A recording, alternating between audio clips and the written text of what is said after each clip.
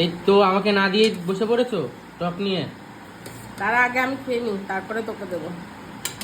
ও, এটা আমার সব থেকে প্রিয় রে। এটা কি আমের চাটনিও না, আমের টকও না, একটু মিষ্টি মিষ্টি আছে। ও, আমি এটা যা ভালোবাসি না তার বলার মতো না। চটকাচ্ছো কেন এত? গরমে মধু, এই একটু না চটকালে ভাতটা পুরো হয়ে যায়, কেমন শক্ত শক্ত হয়ে যায়। একটু খেয়ে দেখি, আর থাকতে পারছি না। হুম, বুঝলাম। চাটনি সত্যি অসম অসম, দারুণ। না তোকে দেবো, হ্যাঁ আমি একটু খেয়ে নিই, তারপর তোকে দিচ্ছি। আরো নেবা? দাঁড়া, আমি আরেকটু খেয়ে নিই।